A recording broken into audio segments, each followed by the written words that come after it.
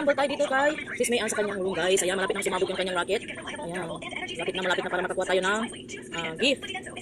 Para mayroon tayo ulit pang hagis. Ayan, ito ang aming routine dito kay YouTube application. Ayan. Maganda dito guys kasi halos dito lahat nagahagis. Bigayan dito, walang buraot dito guys. As in bigayan. Ako'y masabi sa mga users dito. Kasi kahit 10 pesos lang pwede ka mag-RC. Kailangan mo lang hagisan yung sarili mo para nakakuha ka ng gift. Ito yung makukuha mo sa racket, yung nasa kanan to. Yan yung racket. Yan yung makukuha mo na gift. Yan, yung unicorn. Yan. Ganyan naman, pag malapit ng sumabog, ganyan yung palatandaan nyo. Level 4. Yan sa level 5 yan.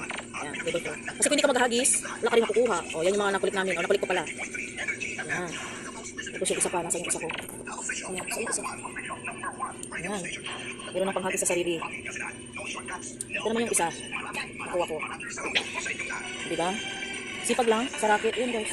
O, meron ako panghagis. Diba guys? At least, dito, hindi mo kailangan maglaro. Nilalaro mo nga pero dito sa racket. Hindi ka talo. Nagisa mo yung sarili mo, meron ka pa makukuha na gift. So wait na lang natin na sumabog ito. Hindi naman ibig sabihin na hagis, ihagis mo lahat ng coins mo. Hindi naman. Pero huwag ka nang maghagis ng ano, huwag mo naman tipitin. Mga 1, 2 na hagis, hindi naman ganun. Mabubokya ka nun. Diba guys, tulungan dito sa YouTube. Hindi siya tulad ng ibang apps na upo lang yung mga host mo, upo lang yung mga agent mo, members mo dito. Hindi guys, tulungan dito para kumuta.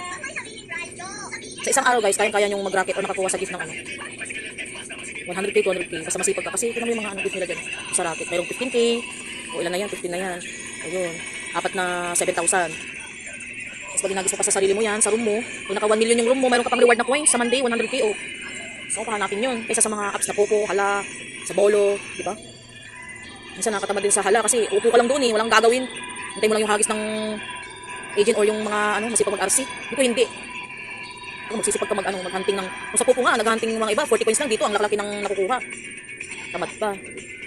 Dito hindi, upo ka tapos hunting ka ng racket dito. Yan, bawal ang tamad dito guys.